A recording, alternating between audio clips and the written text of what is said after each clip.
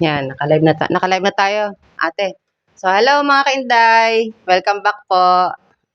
Yan, kamustang Holy Week, te?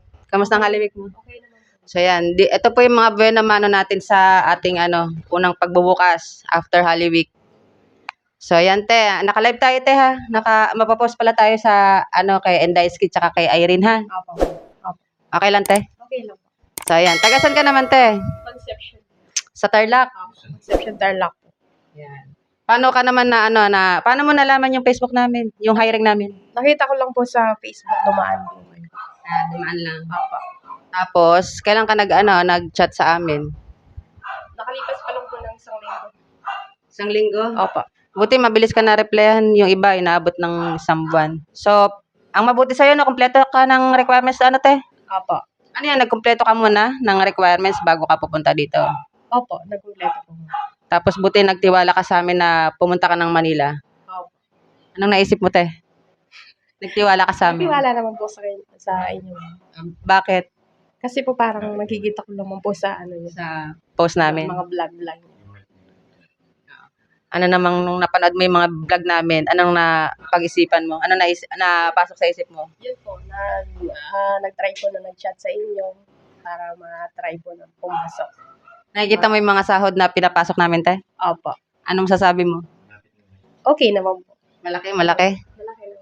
So, ayan. Mga kainday. Siya po, mga kainday, taga-Tarlac po siya. Namasahe po siya ng sarili niya. Tapos, kompleto na rin po yung requirements niya. Yun po yung mga legit na mag-a-apply, mga kainday, ha. Sa mga nag-a-apply po, kung talagang desidido kayo mag-apply, mag-kompleto po tayo ng requirements, ha. Pag kulang pa, wag po muna tayo mag-chat kasi gaya nung after Holy Week, ang dami ko po na-replyan. Yung iba na, spam na. Pero yung sa dami ng nag-chat na yon, mas marami pa rin talagang nanghingi ng pamasahe, tapos walang requirements. Meron akong isa kahapon, nanghingi ng pamasahe, siya pagalit. Wag po ganun mga kainday ha. So wag po natin ipasa lahat sa agency kasi dapat kayo po yung mamasahe kasi kayo po yung maghahanap ng trabaho. So ang may offer po namin, ang maitutulong po namin, mabait na amo tsaka malaki pong sahod. Pero pagdating po dun sa may pamasahe, hindi po ako yung makakatulong sa inyo, kundi yung sarili niyo po, ha? Gaya po ni ate, namasahe ng sarili. Magkano pamasahe mo, te? Mula Tarlac po hanggang dito is 650. 650 po. 650. So, isang bus lang sinakyan mo. Opo, isang bus lang po.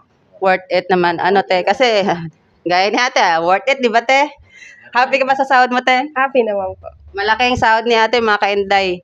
So, yung amo niya rin na nakuha, mabait din, di ba, te? Bata pa yung employer natin, tsaka pang model ang So, te, first time namin client si ma'am. Sana mabait ka rin, masipag. Kasi sabi ko kay ma'am, mabait ka. Tsaka ex-abroad, sanay sa gawaing bahay. So, marunong ka naman sa lahat, te? Magluto, Marunong po lahat. maglinis, maglaba, magplansya. At the same time, marunong ka rin mag-alaga ng bata, te? Marunong po. So, yan. Pag-alaga din ako ng bata. Oo, flexible. Flexible po si ate. Flexible po si ate. Yun po yung hinanap namin. Mas madaling pasok po mga kainday pag flexible. Kasi pag linis lang, tapos malaki sahod gusto, mahirapan po ako. So, mas marami opportunity kapag flexible po. Ibig sabihin, marunong sa lahat. Marunong magluto, maglinis, maglaba, magplansya. At the same time, marunong po mag-alaga ng bata. Pero may kasama ka rin doon, ano sabi ni ma'am?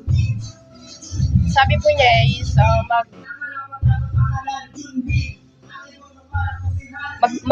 tutulong din po magluto, pero yung sa bata po. Oo. So, mag-assist ka lang din sa 4 years old. So, yan, te, sana hindi rin ako nagkamali na. Pero, observation naman dito sa'yo, okay naman, mabait naman. So, yung mga advice namin, te, briefing namin sa'yo, ha? Opo. Yung briefing natin kahapon, umabot ng 2 hours ata yun. Opo.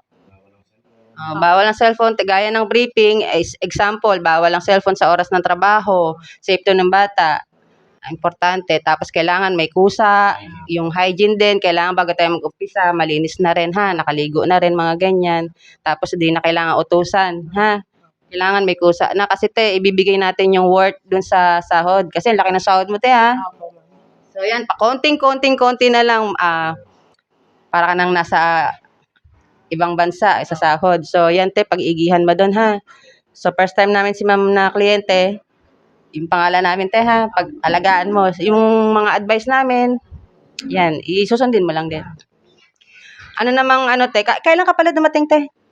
Dumating galing Saudi po. Dito ba? So, kahapon ka lang dumating.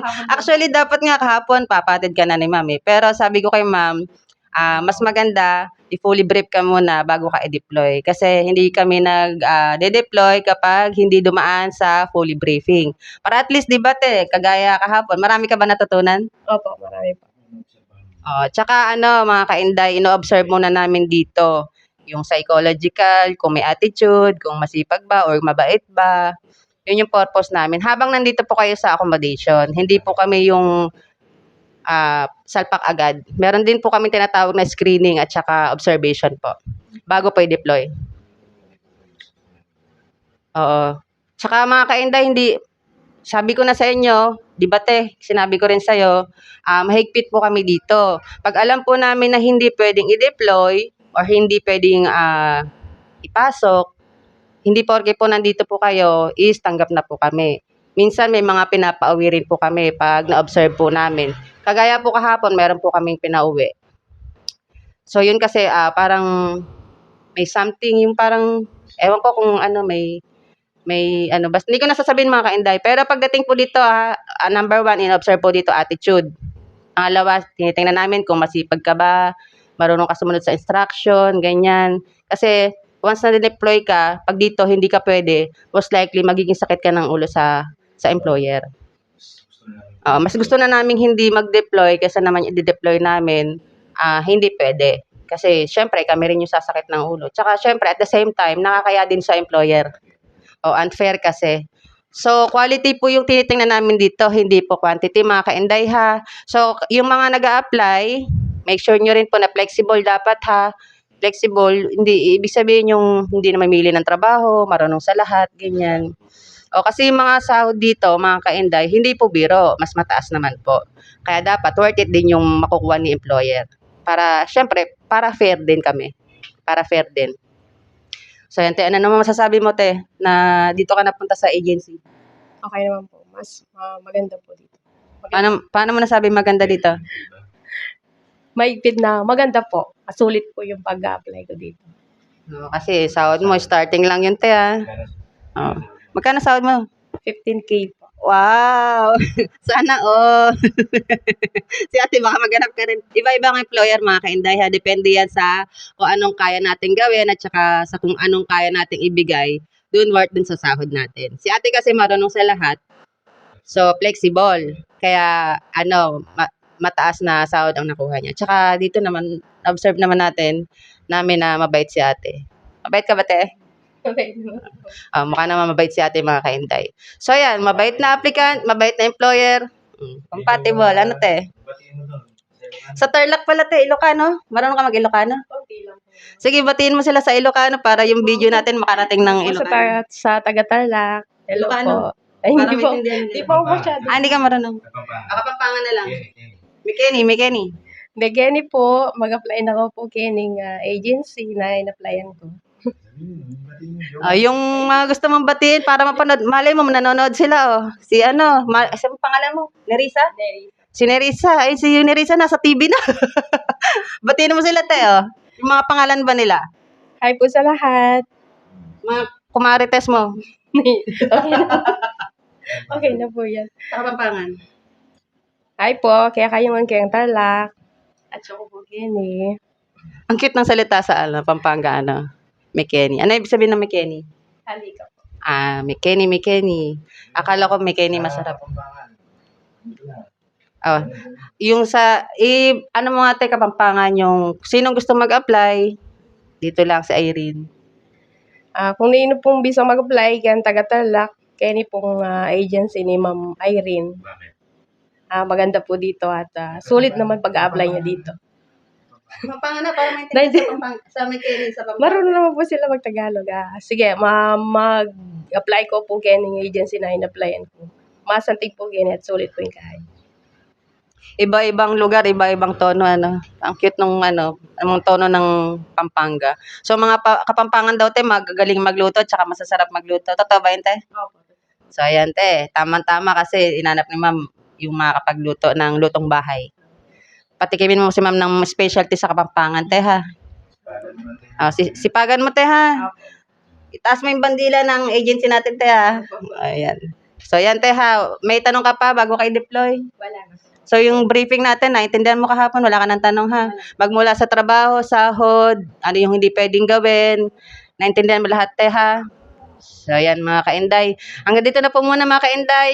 Bye-bye!